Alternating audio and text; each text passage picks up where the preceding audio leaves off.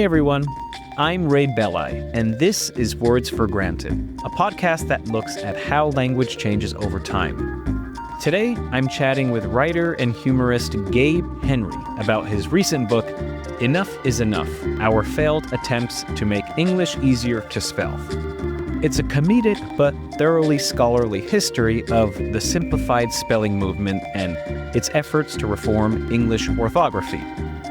Some quick housekeeping items before we jump in. If you're someone who prefers to listen to podcasts on YouTube, I just moved the entire back catalog of Words for Granted episodes onto YouTube, so you can subscribe and listen there if that's your thing.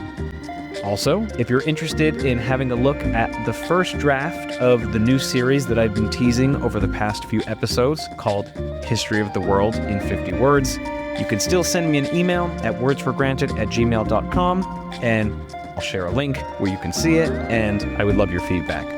And last but not least, if you want to become a supporter of the show, you can do that over at patreon.com/wordsforgranted. Okay, on to our conversation with Gabe. All right, Gabe Henry, welcome to Words for Granted. Hey, Ray, thanks for having me. My pleasure. So last year, you wrote a book called Enough is Enough, that is ENUF, and were I not on hiatus from Words for Granted, we would have talked about this last year, but here we are now, a little bit late.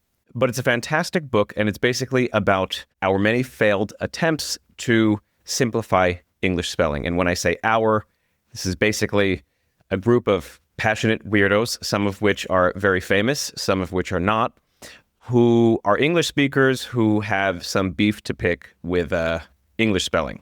So before we jump in, just give me the greatest hits of names of spelling reformers that you talk about in your book. Okay, here we go. So passionate weirdos. Benjamin Franklin, Noah Webster, Charles Darwin, Mark Twain, William James, the psychologist, George Bernard Shaw. I mean, the list really goes on. And then there's some not so passionate weirdos, some people who just dabbled in it for a time. You've got people like Melville Dewey, who was the creator of the Dewey Decimal System, Theodore Roosevelt, who dabbled in it for about 6 really bizarre months in 1906. And then a lot of other people on the periphery who were interested, who took some time to spell their letters and their correspondence in simplified spelling using simplifications like laugh, spelled L-A-F, or love, L-U-V. I'm thinking of writers in the start of the 20th century like H.G. Wells. H.G. Wells, for a time, he was actually so into this idea of spelling reform that he shortened the spelling of his last name for a time, just spelling it with one L.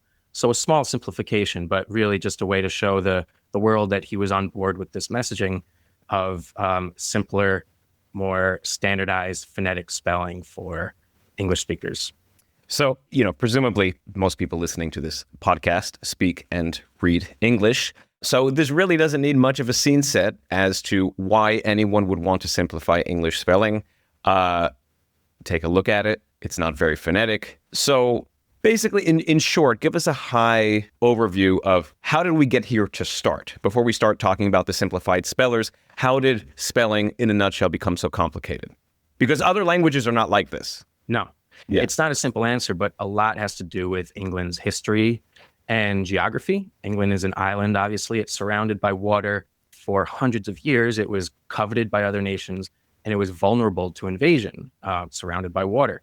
England was pummeled by invaders from every direction. The Vikings who spoke Norse, the Romans who spoke Latin, the French, and England absorbed all of these languages in unequal amounts and distributed unequally throughout the country. So it branched into regional dialects, regional spellings, regional syntax, regional grammar, and it just created this hodgepodge that we're dealing with today. Yeah, and just to go a little bit deeper on this, English spelling was standardized pretty early on a relative basis. So this happened in the 15th century with something called the Chancery Standard. We don't need to go into details exactly about what that is, but this standard, this spelling standard fairly accurately reflected how English was pronounced at the time, or at least in southern England, in and around London, where this standard was developed. However, of course, the spoken pronunciation of English drifted a lot from that time. But because the spellings were, already standardized, although spoken speech was evolving, the way that we wrote the language did not. And then, of course, shortly after this Chancery standard was developed, we had the advent of the printing press, which just basically further committed those archaic spellings to history. Yeah. So if you think of it as two lines running in parallel, you have English speech and English spelling. And they're, despite their flaws, despite certain mismatches, they're running side by side in general. And given enough time, I think a lot of these flaws we have in spelling would have been worked out. The kinks would have been worked out. But what happened with the founding of the printing press was that it froze our spelling in time while our speech continued to evolve. So it's like a stunted growth, like a arrested development. So a lot of our spellings represent pronunciations as they were in the 1500s. In trying to simplify English spelling and making it mirror more accurately the way that we speak, what are some of the solutions that people have proposed? So one of the earliest solutions we have in America was Benjamin Franklin. So in 1768, he came up with a new system of spelling that he called it a new alphabet, but really it was most of the letters of our current alphabet minus 6 letters, and then he added 6 new letters. So the letters he took out were C, J, Q, W, X, Y. And the reason is, take a letter like C, any sound that C makes, you can make just as easily with an S or a K. So C is a redundant letter. Same thing with J. So he took out 6 letters, added 6 new letters for the sounds of TH, SH, CH, and so on.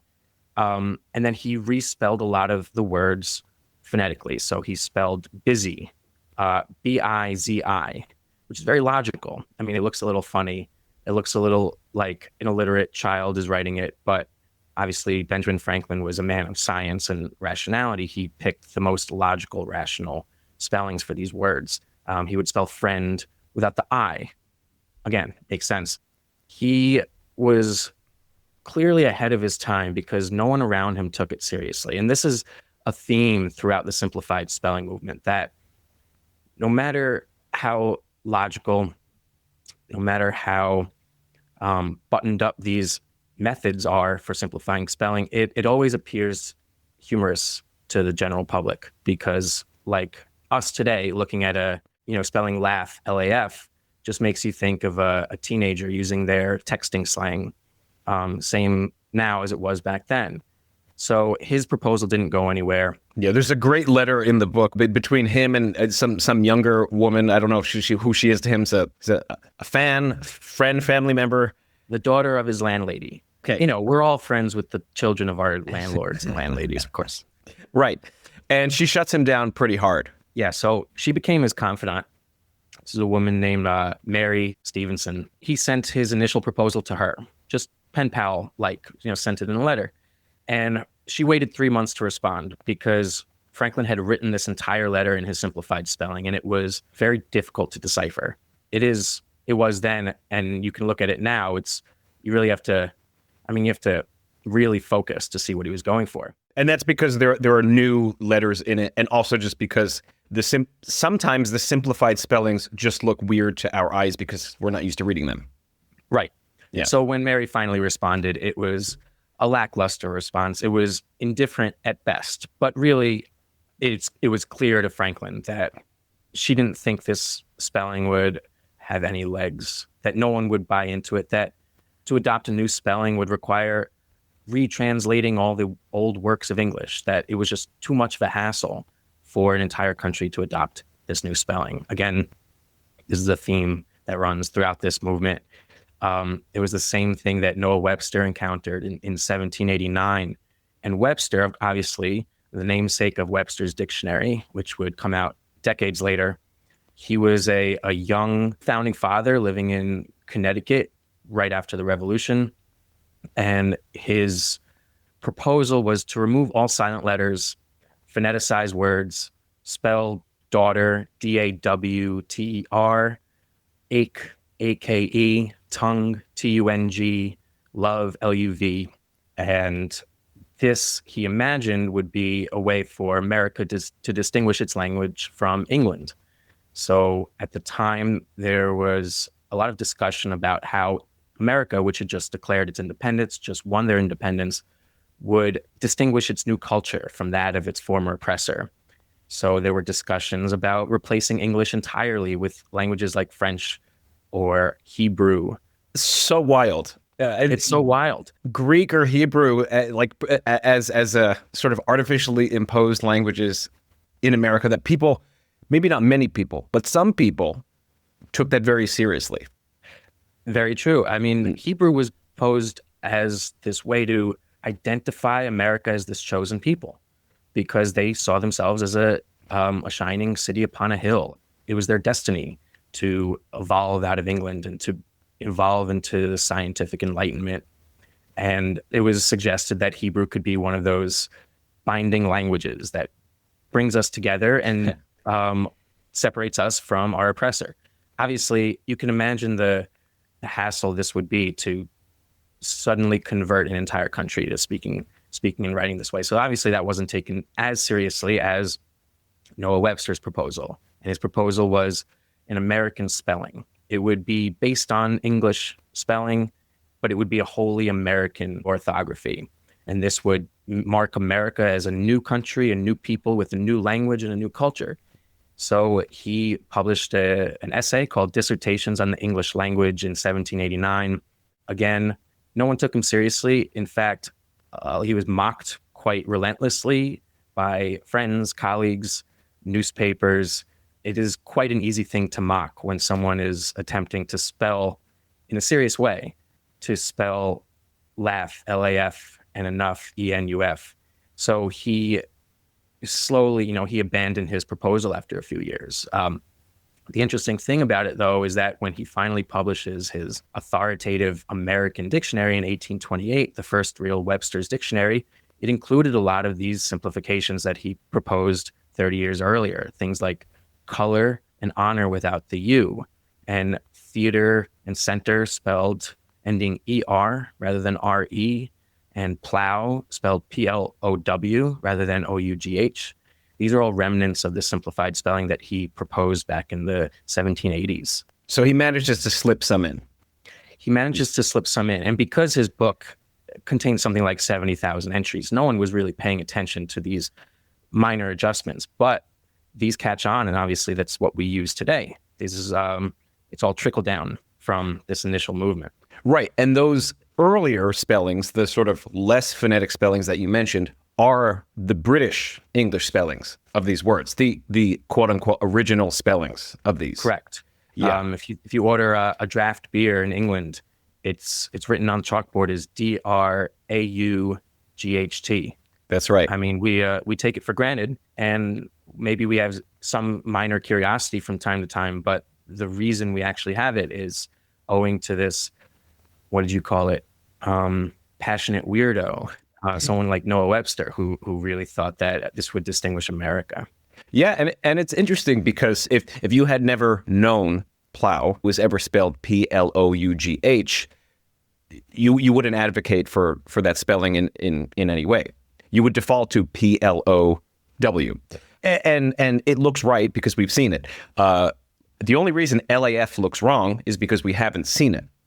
Right. You would never retroactively reconstruct L-A-U-G-H. There's nothing inherently sillier in spelling laugh, L-A-F, than in spelling plow, P-L-O-W. Correct. It's just our level of familiarity with it. It really is an issue of what your eyes are used to seeing. If you see something different and you identify it as simpler, you might brand it as dumber, but there's nothing inherently dumber about spelling these words in this phonetic way than spelling color without the U. Right. And just to sort of add a point of clarity here, Noah Webster's, and Ben Franklin for that matter, their original vision is to overhaul the entire language. That's right? Correct. Yes. And so when Noah Webster publishes his magnum opus dictionary, he slips in literally a handful of these. Yeah. I want to go back. This is a very minor character in the history of spelling reform. But that confidant, that young female confidant of Ben Franklin's, it stuck out to me in your book because she, I don't think, is like a scholar or a linguist. She just seems like an ordinary, I mean, probably educated, but ordinary young woman. And she brings up some really good points about why you sort of can't turn around this massive ship that is the history of English spelling. And she basically says you'd create ambiguity in homophones, so words that sound the same in speech. By having distinct spellings, we sort of distinguish them. So let's see, can I think of examples of homophones off the top of my head? Two, and two. Duh, right. So TWO is different from TO, is different from TOO. These words are not etymologically connected, nor are their meanings connected in any way, and thus their spellings distinguish them in reading. So that's pretty useful. Then, furthermore, she, as you already alluded to, she says basically if we were to adapt this, then the entirety of English literature written up to this point would go out the window and we wouldn't be able to read it. It's a fantastic point. And I think she makes, I could be forgetting, but I think she makes one other point just about the opportunity cost of having to, re-educate everyone. You can't just flip a switch. She was right on point. Yes, she was not a scholar. She was not an academic. I think she was a 29-year-old woman who lived, Philadelphia, maybe.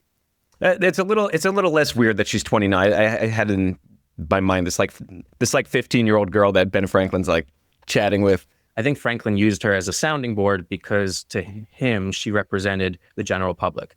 I don't know about you. When I write a book or when I write a draft of a book, I don't send it necessarily to other writers or academics. I send it to my parents. I send it to a couple friends. And my dad, who's a professor, gives me his professorial academic point of view. But my mom, she gives me just the layperson's point of view, which is, I think, what Franklin used Mary Stevenson for. My mom will not pick apart the intellectual foundation of the book, but she'll say things like, it started off a little slow, like the pacing kind of bored me. And that means more to me. And I think for Franklin, it meant a lot that he could get this kind of the average American's point of view. And what her point of view boils down to is, why are you trying to overcomplicate things? It's just going to be too difficult. So I think he took that to heart. I think he took it a little bit too hard, maybe. Because if he really wanted to, he could have continued with his project. I mean, he was an inventor. He's very good at getting his ideas out there. I'm pretty sure his epithet during his time was the most respected man in America. Yeah. Yeah. And I guess maybe Mary Stevenson saved him from losing that epithet. I mean, could you imagine if all we remembered of Franklin was this silly attempt, likely failed attempt to convert Americans to a different way of spelling? So moving into 19th century, post-founding fathers, there's a group of people called the Phunny Phellows, Phunny Phellows. Who are they? So this is a group of humorists in America, mid-1800s to the late 1800s. They come out of the simplified spelling movement. So as simplified spelling slowly began to catch on in these little circles of obsessives in the 1800s, including a very famous writer named Josh Billings, they started poking fun at simplified spelling, and they created this kind of micro literary genre around deliberately misspelled essays, and they became known as the Phunny Phellows. Again, Phunny PH, Phellows PH. In the 1870s, some critics began to group Mark Twain in with them because Twain was known for dialogue writing. Huckleberry Finn, a lot of the words in that book are deliberately misspelled to denote a character's lack of literacy and lack of education and poverty. So Mark Twain probably wouldn't have considered himself a funny fellow. And it's ironic because he does join the simplified spelling movement eventually. So he's not really deliberately poking fun at it the way these funny fellows were. There's a ironic twist here, which is if you go back to Noah Webster and Ben Franklin, it's an intellectual, sort of dignified, righteous movement. Fast forward, it becomes basically a form of literary comedy, and also being used to denote not people of high intellect like Franklin, but, uneducated people, using it to render regional dialects in text. You can say that the history of simplified spelling in the US, I think, sort of vacillates between high and righteous and I guess you could just say the lowbrow, whether that's, like a lack of education or a rural dialect or, just cheap humor. Right. What the Phunny Phellows did, to the great detriment of the simplified spelling movement, is they kind of put the stamp of humor on simplified spelling, and it never left. So throughout the 1800s, anyone that came through and tried to re-spark this movement was just laughed at, or Americans were just subconsciously likening them to the comedy of the Phunny Phellows, the low taste, the low class of the characters in these dialect essays. So simplified spelling never shed that association. Yeah. Well, speaking of retaining things, there is one word which we have in our language today, which is a byproduct of this era. It is literally the most spoken word on the planet today, which is okay. Okay. Two letters. What's a SparkNotes version of how we got to okay?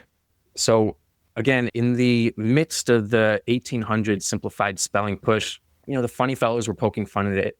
Newspapers were poking fun at it. And in the 1830s, there was this little trend, I think in the Boston area, among newspaper writers. And the trend would be to deliberately misspell words and then to shorten those misspellings into acronyms or abbreviations that they would use as code amongst themselves. So they would write something like enough said. Enough said would be shortened to nuff said, which would then be shortened to NS. So in the margins of their papers, as they were editing or amongst the correspondence with each other, they would write NS, nuff said. There were maybe half a dozen others, and one of them was all correct. So they would spell all correct as O-L-L and then correct with a K. This was just their little inside joke. When you want to affirm something, when you want to say more informal yes to something, you'd say, okay, all correct. And somehow, 100-something years later, it's literally been adapted into basically every language on the planet. Yeah, it's crazy. Yeah, that is probably the simplified spelling movement's greatest success story is the word okay. Okay, you said it first. Yeah. I agree with that. So sticking in our time frame right now, the 1800s, there's a number of other sort of fringe spelling reformers. I think one of them involves like adding numbers into text. There's like weird scribbly lines, which if listeners want to learn more about those, they can get your book. But one of the ones that I want to highlight as an attempt at spelling reform from the ground up is the Deseret Alphabet, which has something to do with Mormonism. So tell us about that. Yeah, well, Deseret Alphabet came directly from Brigham Young in the 1850s. The founder of Mormonism. Founder of Mormonism. So when Brigham Young founded his settlement in Utah in the late 1840s, he set about creating a culture and a society from scratch. So he paved roads, he planted farms, and he decided to create a new alphabet. This is the Deseret Alphabet. And the reason was, just like many other Americans in the 1800s, he realized that there were too many inconsistencies in English spelling. And because he was now starting his own society, his own civilization, he really had total authority to start that civilization with a blank slate of language and to really do this experiment of simplified, phonetic, logical spelling from the ground up. So he tasked some of his followers to spend a few years and research phonetics, research shorthand, create a proposal for a 40-letter alphabet that would replace the Latin Roman alphabet. The proposal finally came out. It was, I guess the alphabet looked really clunky. It looked really ugly. There's something boxy about it. and monotonous. Right. It doesn't have any upward or downward ascenders or descenders. So, I mean, if you think of the lowercase letter G, it descends below the line. But for the Deseret alphabet, it was basically every letter came up to the same height and dropped to the same depth. Anyway, so they came up with this alphabet. I think that even if it was a beautiful looking alphabet, I don't think it would have caught on because, again, you have to implement this in newspapers, in textbooks. You have to start convincing a whole group of people who are already pretty insecure about their existence in this continent because they really are an isolated people trying to start a new religion, a new society. So they're already insecure about their survival. And here you are trying to convince them to change the one thing that they're probably secure about, which is the way they speak and write. So they implemented the Deseret alphabet, little bits here and there. They put the words on coins. They put the words on road signs.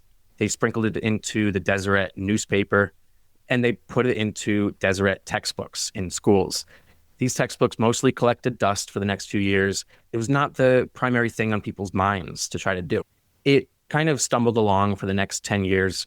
And it also cost a lot of money because printing in this new alphabet meant forging new metal typeface, which meant shipping out from St. Louis or shipping out from New York. It cost a lot of money. And then the wear and tear on the typeface meant you had to reorder it constantly.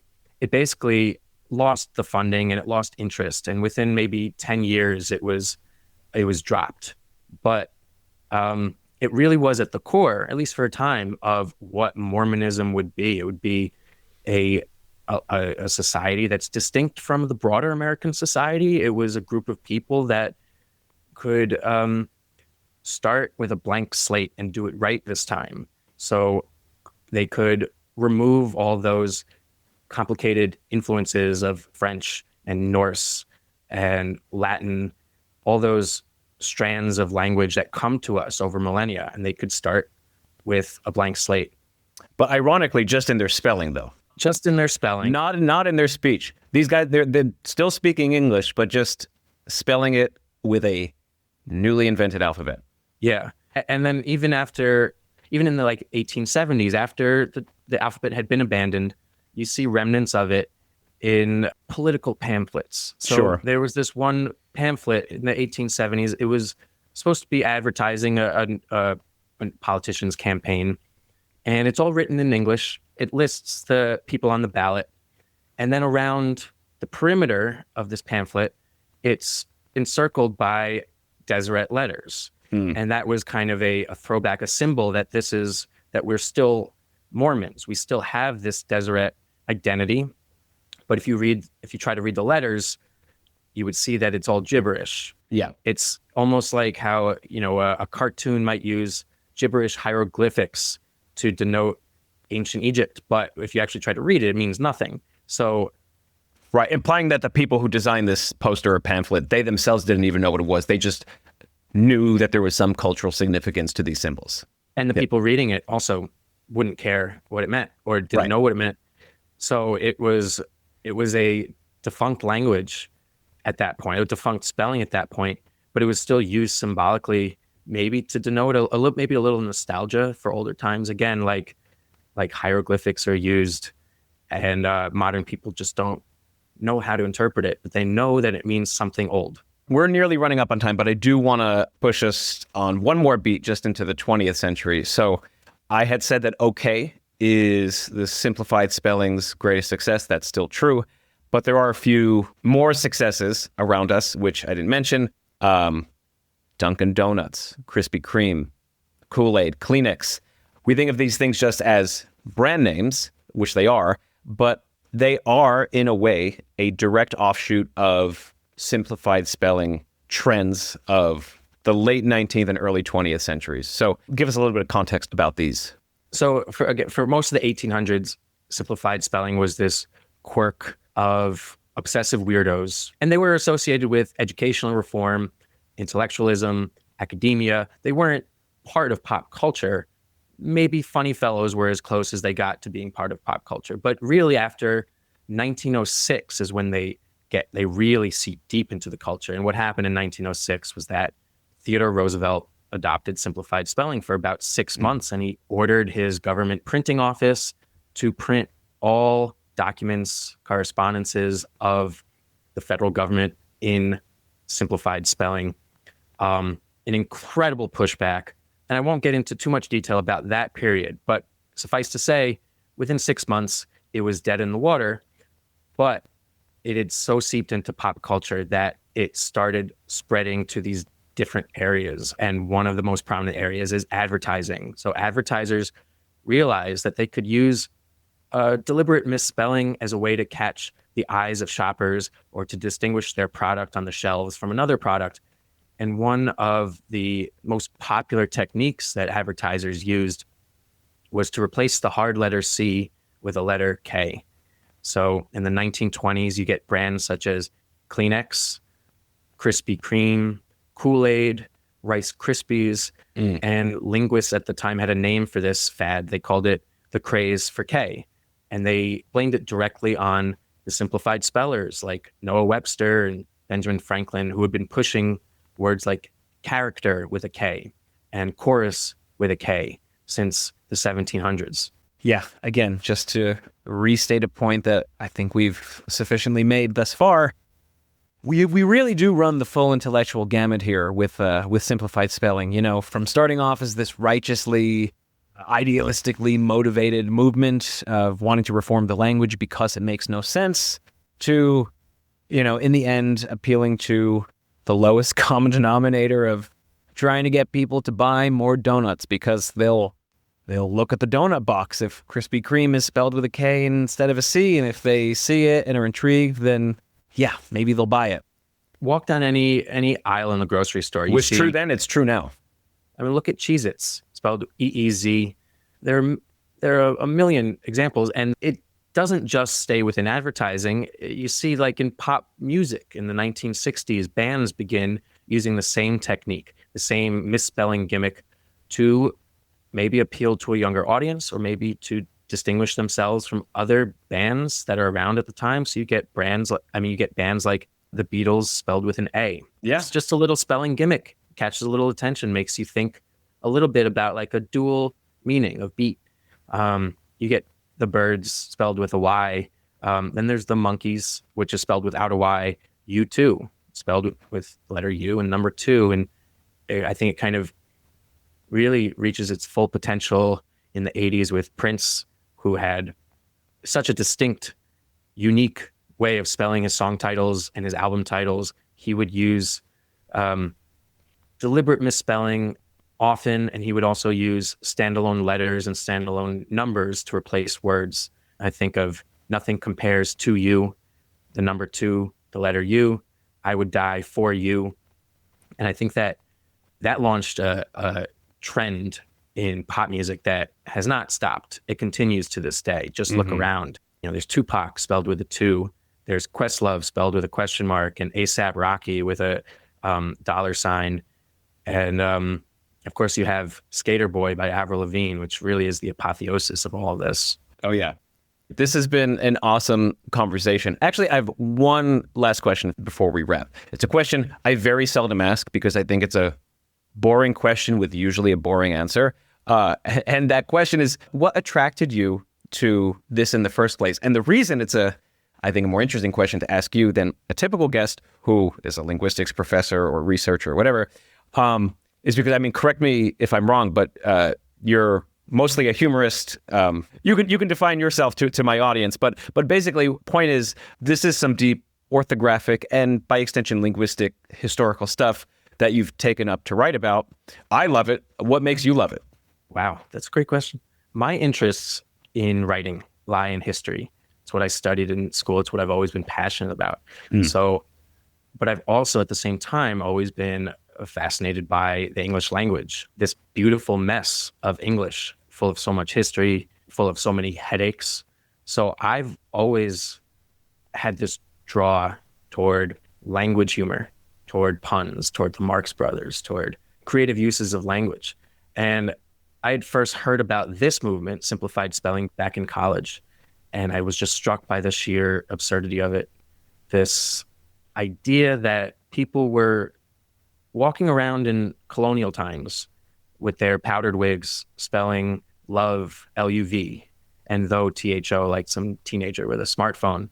So that really sparked my curiosity. And it wasn't until years after that when I actually started digging into the movement, reading through the archives, the letters, the diaries, the newspapers, that I realized, wow, this has some real rich complexity in this movement. It's not just a silly subject. So that's when I started digging into it. And of course, it's filled with all these, as you call them, obsessive weirdos, and some of whom were brilliant, but they all shared this belief that they could change the world in some small way by changing how we spell. And I think I just wanted to bring, as a humor-minded, history-minded writer, I just wanted to bring these people to life. I felt they were too good to keep to myself, because it really is a movement that very few people know about, and almost felt for years like I was keeping this secret knowledge, and I didn't want to anymore. Fantastic. Give us a quick shill of where we can find you and learn more about you. On Instagram at gabe.henry, online at gabehenry.com, in bookstores. If you want to come hang out in Brooklyn, that's where I live. If you want to watch a Knicks game, play some softball, that's where you can find me. Yeah, we'll drop your address in the show notes. All right, Gabe, thank you so much for coming on.